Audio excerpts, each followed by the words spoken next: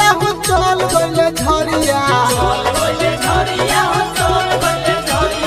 चल गइले झरिया हो चल गइले झरिया होलिया में रंगल ना गलिया हो केहू चल गइले झरिया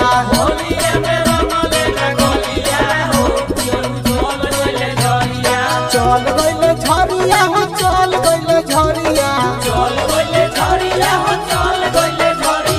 होलिया में रंगल ना गलिया हो केहू चल गइले झरिया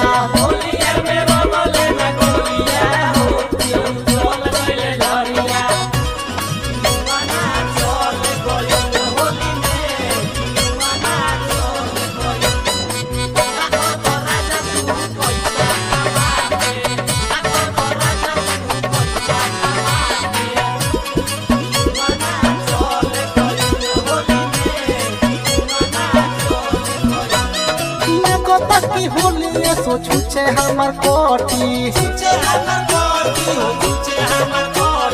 तो सारा के पेड़ में रहेला हर दपी लगता की होलिया सो छुचे हमर कोटी तो सारा के पेड़ में रहेला हर दपी चल गइले झरिया हो चल गइले झरिया होलिया में रंगल ना गलिया हो केहू चल गइले झरिया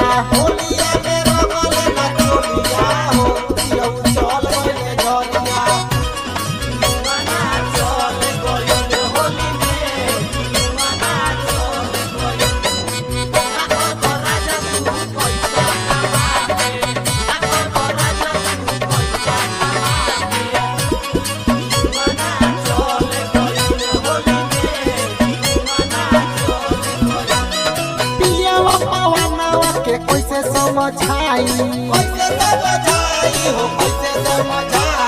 सोची सोची हमारा तो अवतारो आई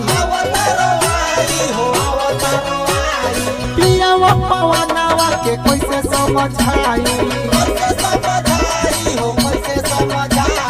सोची सोची हमारा तो अवतारो आई चल गइले झरिया हो चल गइले झरिया होलिया में रंगल ना गलिया हो केहू चल गइले झरिया।